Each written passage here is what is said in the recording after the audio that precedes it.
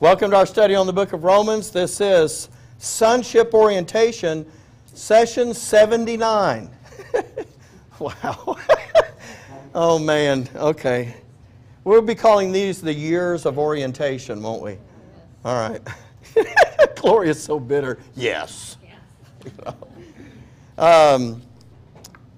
We've been laying all the foundation that's necessary to understand this issue of the second Sabbath. We talked about that last week. We're going to finish it up this week. And just to whet your appetite, next week, the creature. Just so you'll know. Now, we've discovered some things that we already know. Number one, the Sabbath is a day of rest.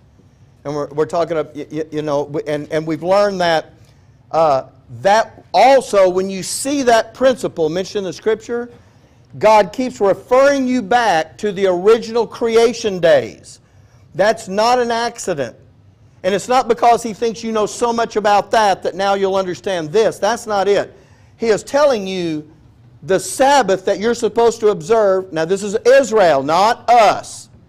But the Sabbath they were to observe was to remind them of what He was doing when He first created all of this thing in the first place. That He created 6 days, rested on the seventh. Well, we also found out there's more than one kind of Sabbath. There's a weekly Sabbath, but there's some others as well. And we found out that even though God observed a Sabbath back in the creation week, He did not reveal the Sabbath to men until Nehemiah chapter 9, by the way, if you want to flip over there and follow these verses I'm going to give you. That's the next reference we're going to get to. And I'll try to give it to you ahead of time so we don't have to take a lot of time turning and waiting. I'll give you the references ahead of time so we can kind of see that. So we're going to go, the next verse we're going to look at is Nehemiah 9. And then after that will be in Exodus 15. But God revealed that not to people following the creation week. He waited all the way until they'd received the law contract at Mount Sinai to tell them about that. And now look at Nehemiah 9, verse 14. And made us known unto them thy holy Sabbath. The part I'm after here, and commandest them precepts, statutes, laws by the hand of Moses thy servant. The part I'm after here is that He made known. See, they all knew that God created 6 days, the rest on the seventh, but the Sabbath had not been revealed to them as something to participate in. And so what I'm trying to get to here is that the Sabbath is uniquely for the nation of Israel. You remember, you don't have an Israel program until God makes His covenant with Abraham. So you have a lot of years before that. God didn't reveal the Sabbath to any of those people. So when someone wants to come along today in the dispensation of grace and say, well, you better observe the Sabbath, they say, well, God's always done the Sabbath. It goes all the way back to the creation. But no one knew about to observe that, nor were they told about it until God's program with Israel was underway. And then it was made known to them because it was not already known. Okay. Next of all, and by the way, your next one is Exodus 15. That we are not the assumers of Israel's program. We have different promises and different provisions and those kinds of things. There are people who think that God is all through with Israel, and we inherit everything that was promised to them. That is not true. There's a name for that. It's called covenant theology, and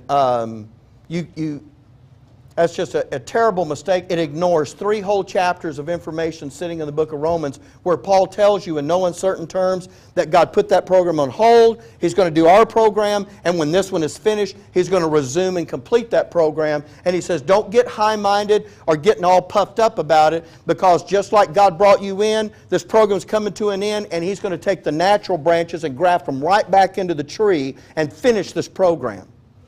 So anybody that says, well, God's all through and now we're the new Israel, doesn't know what they're talking about. Now, God does have a plan and program with that nation. He plans to carry it out. By the way, you can't be the assumers of that program. Their job is to do something on this earth. Our job is to do something in the heavenly places. So just knowing those kinds of issues really shows you how outlandish that is.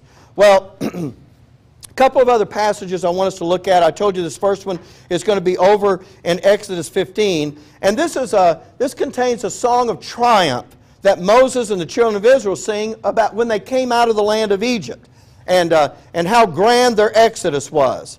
And we're going to skip to the end of the song and take it up in verse 13.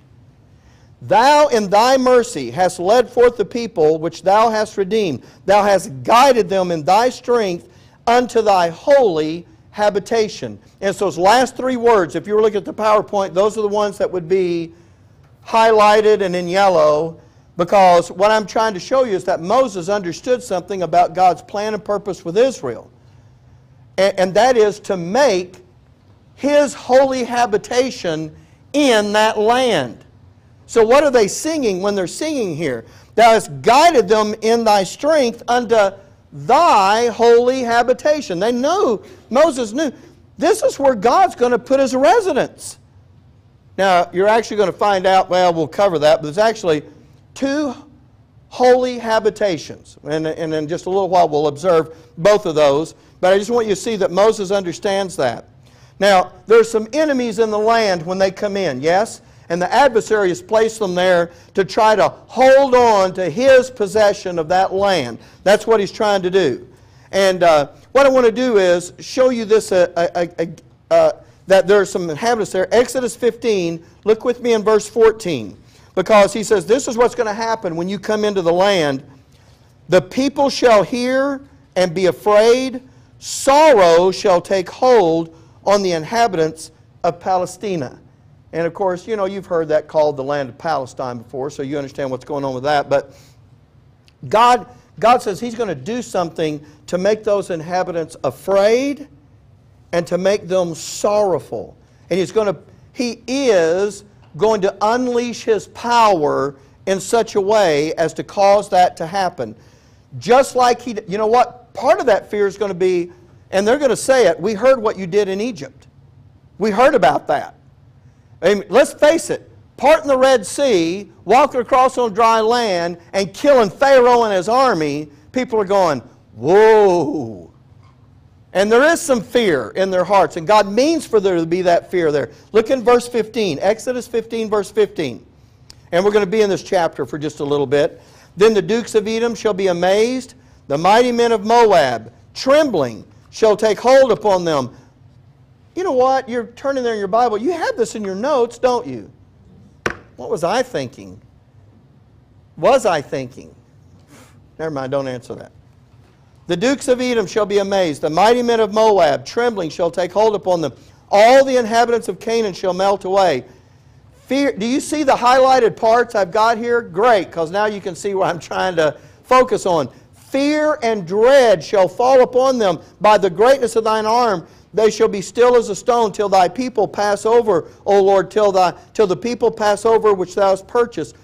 Now, you're going to see here in this next verse, in verse 17, that Moses is going to describe this land. And I want you to look at how he describes it. Thou shalt bring them in and plant them, here's the first description, in the mountain of thine inheritance. You know what God is saying? This is part of my inheritance. This belongs to me. In the place, O Lord, which thou hast made for thee to dwell in. Do you see that? I'm just trying to show you the significance of this land. In the sanctuary, O Lord, which thy hands have established. The Lord shall reign forever and ever. Sanctuary. What comes to your mind when you think of sanctuary? Church. Okay, Gloria says church. What else? Huh? The temple. Okay. Sanctification. That's right. And in accordance with all that, there's a single word that comes out of that. Huh? Well, no, I don't mean a word that comes out of the word sanctification. I mean there's a single word associated with being sanctified or sanctification, or places that God says this is a sanctuary. There's something about the temple. There's something about all of that. You are this in Jesus Christ because you are sanctified. You are the blank of God. Well, you're the blank of God in Jesus Christ. You have been made to be this. Well, you're saved, but there's a single word I'm looking for. Holiness. Holiness.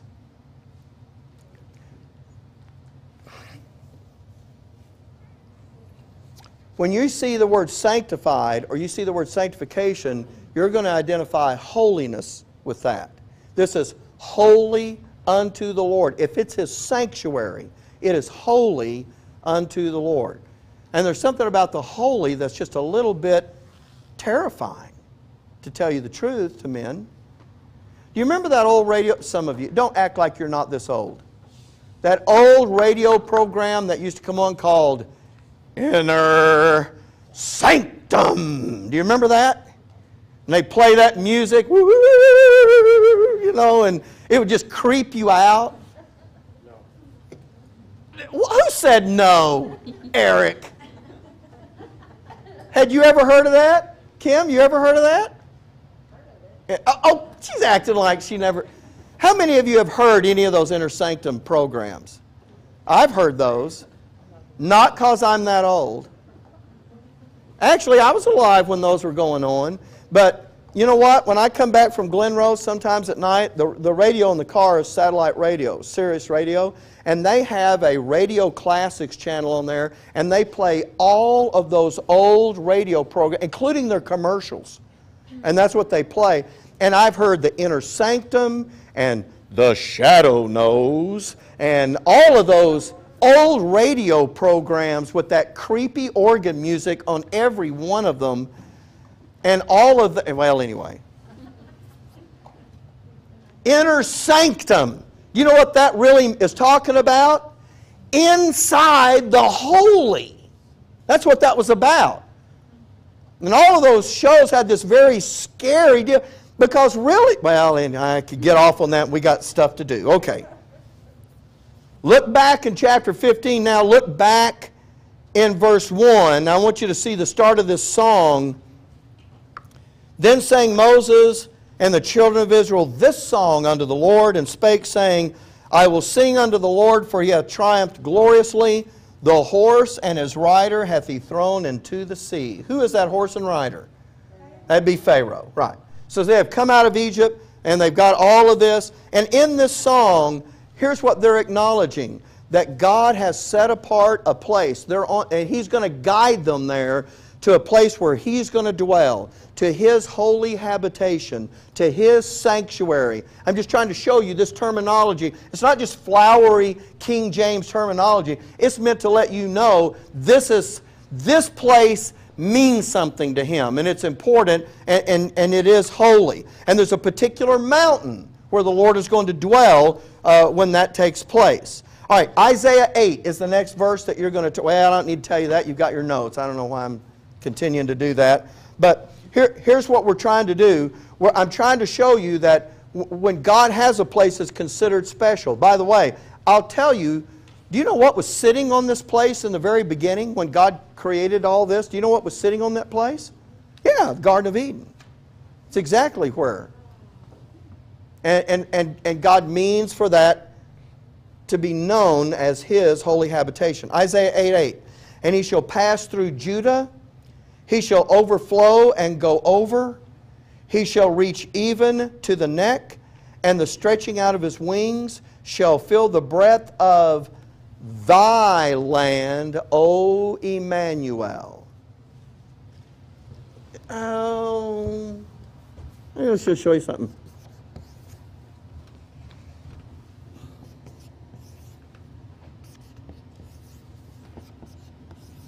Remember those 5 mandates of the Davidic covenant? Remember that? And it's in that Davidic covenant. You're going to get back over to the name in Isaiah 7:14. And you remember what that says? Behold, a virgin shall conceive and bear a son, and they shall call his name Emmanuel. Remember that? And that's spelled with an I over there. When that gets quoted over there in the Gospels, they spell it with an E because that's just the Greek rendering of a word that comes out of the Hebrew. But what does Emmanuel mean? God with us. By the way, in this thing I was telling you about, this bare bones series that I was telling you about, because I'm fixing to mention something about that, In his supernatural, you're going to find out there's the two-name issue that comes up. There are two names that are given to the Christ, and those two names are indicative of something. Very indicative of something. It's more than just names. Remember, Mary and Joseph didn't get their baby book out and go, oh, let's pick a name. Because the angel told Joseph, separate, and then an angel told Mary, separate, you're going to call him what? Jesus. There's a two-name issue there. There's a reason for that name. But here's what I'm going to tell you. Because there's a two-name issue, in the first three mandates, the Davidic covenant, he gets called Jesus. In the last two mandates, he's called Emmanuel. There's a separation made there, and there's a reason behind that. Well, anyway, that's in that study. You'll get to know about that. But here he says, "This is thy land, O Emmanuel." And that, by the way, where is that? Isaiah 8. What did he just tell you in Isaiah 7:14? A virgin will conceive and bear a son, and they shall call his name Emmanuel. So he's saying, here's who the land belongs to. There's one showing up. By the way, if you tell somebody your name is Emmanuel, you know what you're saying? I'm God. God with us. By the way, these last two, look, he's their Redeemer, he's their Deliverer, he's a Avenger. When he comes back and sets up that kingdom, they truly will call him Emmanuel. Why? Because he is with them. Right there. You see? So, okay, anyway. Jeremiah 25, I see that down at the, and your notes are a little different from mine, bottom of the page for me. I'm just trying to show you that this land is God's. This thing is holy. This is his habitation. He's guiding them to this here. And I just want you to see this principle again in Jeremiah. Jeremiah 25:29. For lo, I begin to bring evil on the city which is called by my name, and should you be utterly unpunished? You shall not be unpunished. For I will call for a sword among all the inhabitants of the earth, saith the Lord of hosts. Therefore prophesy thou against them all these words, and say unto them, the Lord shall roar from on high, and utter his voice from his holy habitation. And he shall mightily roar upon his habitation. He shall give a shout as they that tread the grapes against all the inhabitants of the earth. Now we get that second holy habitation. It's the first one mentioned here in verse 30. It says, the Lord will roar from on high and utter his voice from his holy habitation. And you know where that's located? In the third heaven. That's where he's coming from. Well, doesn't it make sense? Where is he right now? Do you think he has a holy habitation up there? Yes. Indeed he does. When he comes down here, is he going to have a holy habitation down here? Indeed he will. Anybody want to tell me one of the, in fact, there's going to be two places that will actually fit that bill down here. You want to tell me what they are? Okay, Pam says Jerusalem and what? Bethel. Jerusalem and Bethel. That's a good guess. Bethel means the house of God, right? Okay, those are wrong. Okay. Okay. Don't feel sorry for her. I do that to her all the time. Okay. Anybody else? Want to stick your neck out? No, I don't mean it that way. I'm looking for two specific places. These things get mentioned back in the Psalms over and over and over.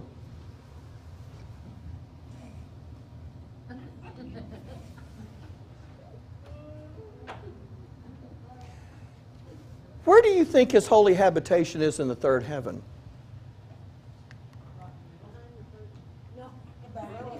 Behind the curtain. In the middle or in the center? Okay, okay. But I'm looking for something else. You already know the name of this place. It's a city. It's not just Jerusalem. The New Jerusalem. Guess what comes down from God out of heaven? The New Jerusalem. So I just missed out new? Is that all? But this is separate now. Where's the other one? Where's the other one? Not Bethel, but it's in Shiloh. Shiloh is the second one. there's two, but those are going to be holy. What I'm trying to show you is the Lord will roar and utter His voice from His holy habitation. There's the third heaven. He shall roar, He shall mightily roar upon His habitation. What's the second habitation? There you go. Now you're talking about His place on the earth. So you got them both there wrapped up in that verse. That's what I wanted you to be able to see. Because He's going to transfer that residence. You know what He's actually going to do? He's going to bring it with Him. I mean, it won't come immediately. He'll come back and defeat His enemies and all that. But then that thing's going to come down. And when it does, that's going to be His residence. The Lord has a mobile home.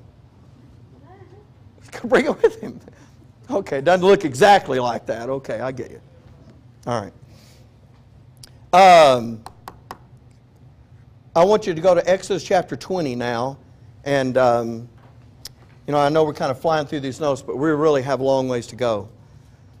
In Exodus chapter 20, what I'm going to get you to look at here is that English word of logic that's sitting in the middle of this verse, the word for. I've got it bolded in there for you, because what I'm trying to show you is that God is connecting these issues up. This is not just me telling you to connect them up. This is the way the Scripture is pointing you. So Exodus 28, He says, remember the Sabbath day to keep it holy. Wait, why is this day holy? Okay, because God said it was. All right, I can't argue with that one. It's holy because well, I can show you that. Why did God say it was? Okay. Because He's doing something with this that's critical to Him. This land is critical to Him. It's holy. This day is they're supposed to remember this day. If it's holy, you know what the word holy really means at its core? If something is holy, we think it means righteous. Be holy, which means, don't do sin and do righteousness. That's not what's at the core of holy. I'm not saying that idea is not in there. It is. But this is not what's at the core of the word holy. If something is holy, that's why you have another word, righteous. If it's holy, listen, it means it's separate. It's separate. It's set apart. If it's holy, it's set apart. God set apart the seventh day from all the other days, did He not? And because He set it apart for His purpose, and because of its importance to Him, He declared it to be holy. And that includes all of that. That includes that not just it's set apart, but that this means something to me. See, when He sets it apart for His use, by the way, is that land area over there holy for Him? Not right now. I'm talking about when He comes to do it. Is that going to be holy? Yes. Sure. Is it going to be set apart from all the other land areas in the world? You better believe it. That's really what's at the core of the word holy. Now, what I'm trying to show you is, in verse 8, remember the Sabbath day to keep it holy. What is He saying? Keep it separate. Keep it set apart. That's what He's telling them. Now, 6 days shalt thou labor and do all thy work. But the seventh day is the Sabbath of the Lord thy God. In it thou shalt not do any work. Thou nor thy son or daughter, manservant, maidservant, thy cattle, strangers within thy gates. 4. And don't pass over that word lightly. This is giving you purpose. You're going to keep this day separate. Every seventh day Sabbath, you're going to remember it and keep it separate and not do any work in it. We could say, because. For in 6 days the Lord made heaven and earth, the sea, and all that in them is, and rested the seventh day. Wherefore the Lord blessed the Sabbath day and hallowed it. What is hallowed? What? Yeah, that's associated with the word holy. Yeah, see? It's holy. Okay, now, when He tells them that, He refers them back to the creation on purpose. That's why the 4 is in there. He's saying, I was doing something on the Sabbath when I created all of this that you are going to remember by observing the seventh-day Sabbath. And you're going to do it every single week. And it has to do with His plan and purpose for what? And I'm talking about in His creation. His plan and purpose for what? Okay, bring in His kingdom. I need a geographical location. A big one. Bigger. Okay, bigger. Yeah. But all that's true. The earth. He has a plan and purpose for the earth. To reconcile it back to Himself. Well, no, in the creation week, it's His. So but you're right, He is going to utilize them to reconcile it back. But in this creation week, when He does this, He has a plan. And you know what does His plan entail? We've already read about it today. He's going to put His habitation from up there down here. And when Randall says Garden of Eden, yeah, this is the spot on the earth where that's going to happen. You say New Jerusalem. That is what's going to come down here. He's going to bring, remember the beams of the chambers are already laid in the waters. So if you had to guess, I'm kind of getting you way ahead here, but if you had to guess when He's going to do that, when would you say that would happen? Huh? Okay, but when He creates it, it's still His. Hasn't been usurped yet. Huh? Before the second Sabbath. Yeah, actually, that's going to happen the second Sabbath. That's what's going to happen on the next Sabbath. He gets it all ready. See, He creates. He's getting it all ready. And the seventh day, He stops creating, right? It's not like when the Bible says God rested from creating. It doesn't mean He's over there going, I need a break. You know, has anybody got Dr. Pepper? That's not the kind of resting He's doing. He has finished His creating. What's He going to do? Now, I know why you said during that second week, because you would think, well, He wouldn't do any work on the Sabbath. But what is He going to be doing in that second week? There is something He's going to do there. And He's going to do that before He brings His residence down. Huh? Get it ready. Get what ready? The land. How's He going to get the land ready? Get it out of Satan's possession. Well, see, no, but wait. I mean, He has this plan in the beginning. Just follow the creation days for a minute.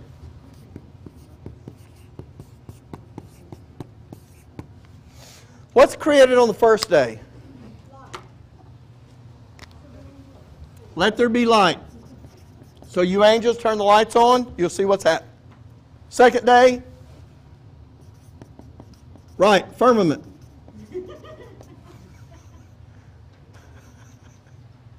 Are you looking back in Genesis 1? Y'all are such a lazy bunch. What's He do on the third day? Remember, God made a second day, made a firmament in the midst of the waters, divide the waters from the water. What? Night and day. Evening and the morning. No. Well, Water and dry land. read it for us, Gloria. Read it. It says, let the waters under the heaven be gathered together into one place, and let the dry land appear. Okay. Waters and dry land. What's on the fourth day? Sun, the moon, the stars. Right? Anybody want to give me another name for that? Give me a better name for that. Yeah.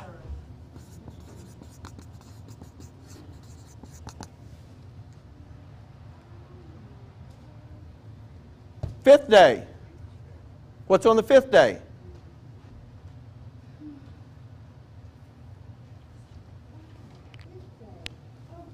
Animal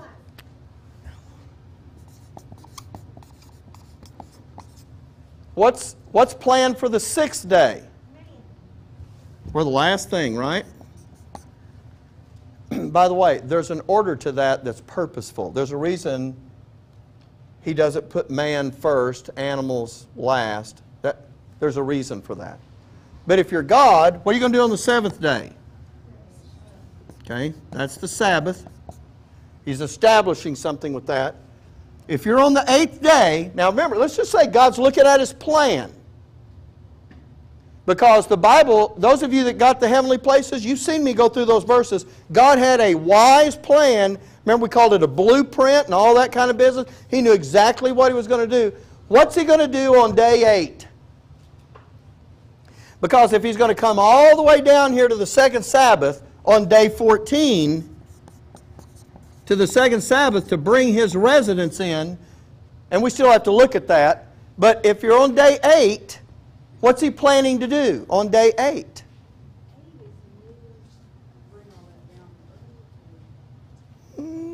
No. He has something else He's going to do first. You're making good responses. I mean, there's not anything wrong with that. We haven't done this before, so it's okay. Oh, no, I'm not letting you off the hook that easy. No. What are you doing? We're learning. No, what are you doing right now? What? You're being you're learning. You're being educated in what? All those are right, but I want a different word. Sonship is right. Adoption is right. You got part of the word. God made you to be this kind of creature. Huh? Okay, you're thinking of sanctified again. Go a notch up from that. Everything will rest under this one. Oh yeah, godly. Godly. You're a godly creature. What is the whole process of godliness? Think like God, do things His way, labor with Him. But before you can labor with Him, you have to have what? You have to be educated. And if you created a guy, and as we're going to read in a moment, you give him dominion over the whole creation, he's got to have what? He's got to get that knowledge. He's got to be educated. So you know what you're going to do on day 8? You're going to start to educate Adam in godliness. That process already began back here. Remember when He created Eve? What did He tell him? It's not good for man to be alone. Then He parades all the animals by. And Adam sees 2 and 2 and 2 and 2. And he looks around and he goes, hey, there's not anybody here for me. I need somebody. God goes, oh, good idea.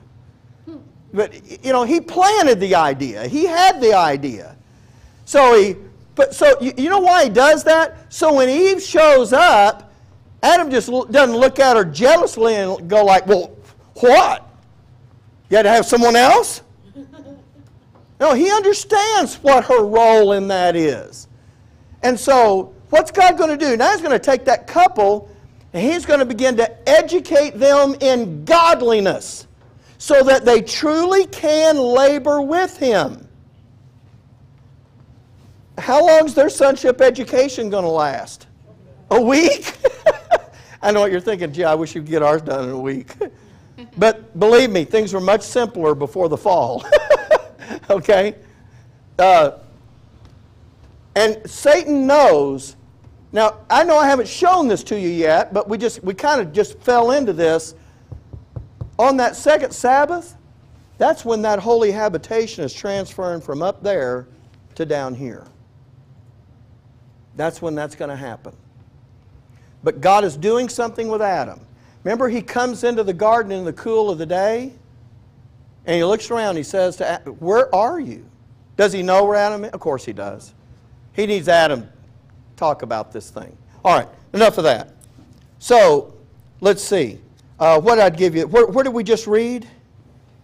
We were in Genesis 2:1. Did we read that one? No? We did Exodus 20 and verse 8.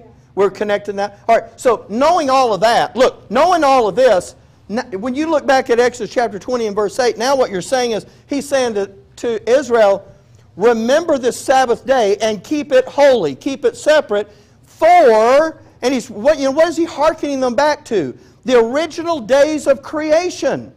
He's saying there's a connection between what you're observing and what I originally intended to do. And you know what? You get the idea that what he intended to do didn't all get done. And you know it didn't. And he will do it eventually. All right. So, in order to begin to see this, now let's go over there to Genesis chapter 2 and verse 1. Thus the heavens and the earth were finished, all the host of them. And the seventh day God ended his work which he had made, and rested on the seventh day from all his work which he had made. And God blessed the seventh day and sanctified it. If he sanctified it, what's at the root of sanctified? Holy. And if it's holy, it's what? Set apart. Very good. Because in it he rested from all his work which God created and made. And we talked about that issue in the Heavenly Places tape as well. Okay, so that's what God's doing. Now, let's see where I'm taking you next. Because we are really, really running out of time.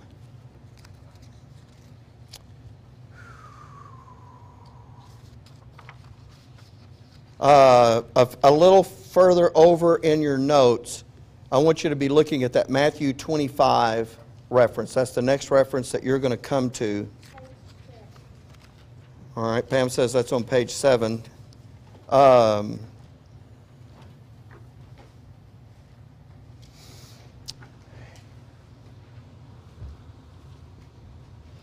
When this day happens, by the time God comes into the garden on the first day of the week, early in the morning, Adam and Eve have already fallen, haven't they? Satan knows he doesn't have a lot of time with this.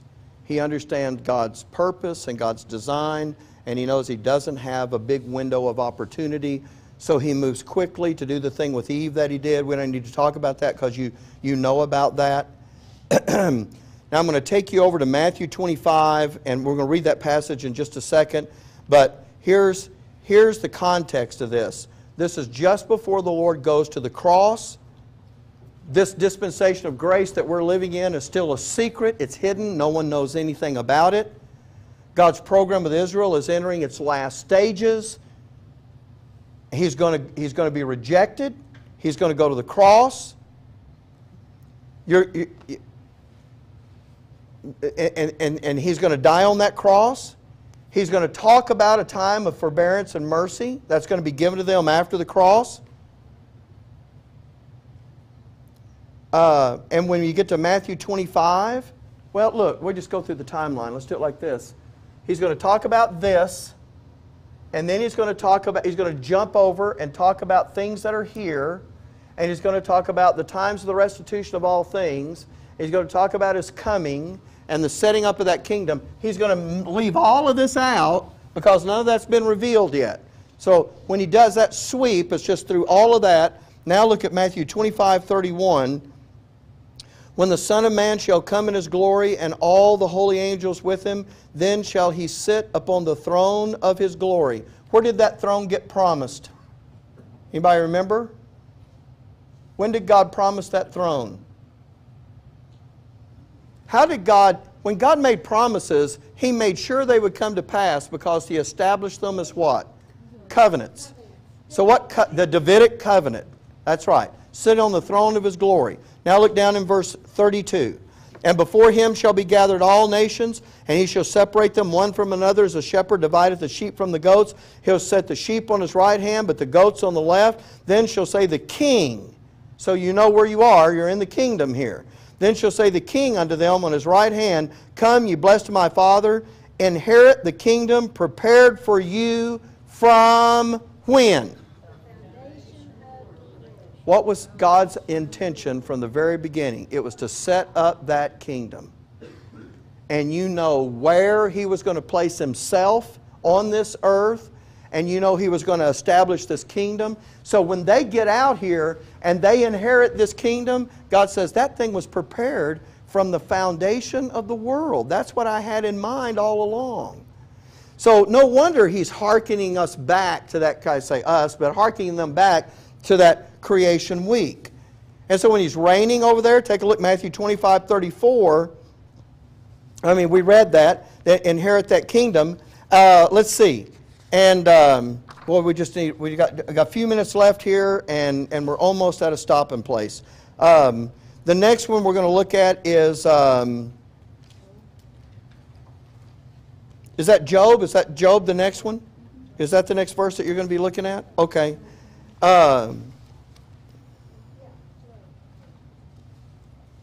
Let me ask you a question before we read the Job passage. If God back here at the creation week, back here, if Adam had not fallen,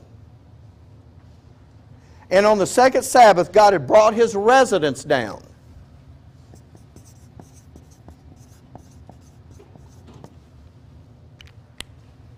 how much of that timeline could you eliminate?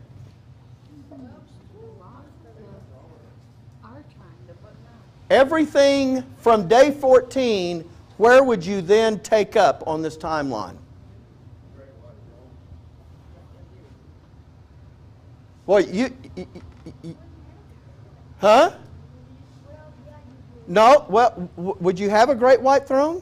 Well, when will he judge the angels? What would we be? When will he get rid of Satan's possession? Well, wait, I'm saying if he didn't fall, okay, now there's a good question. Okay, how would you get rid of Satan, though? If you're God, now I'm not trying to answer this question in this study because that will really get us off track. I know there's the question of if Satan's rebelled and the heavens have rebelled with him, when would God do that? When would he make some kind of arrangement to repossess the heavens? He would do that, would he not? Of course he would. But just for the sake of staying on track with this program we're looking at, if Adam had not fallen and God had set up his residence here, couldn't you wipe out the whole rest of this whole thing and get out here? I know why Eric says Great White Throne. It's the last thing on this timeline. Can't you really jump beyond all the way to here? Yep. As far as this timeline goes, Yeah. you could jump it all the way into the kingdom. I'm not just talking about the millennial kingdom, because some things get done in the millennial kingdom that deals with, the policy of evil and even those that rebel and come against him at the end of the millennium. You wouldn't be having that either. You'd just be out in the kingdom.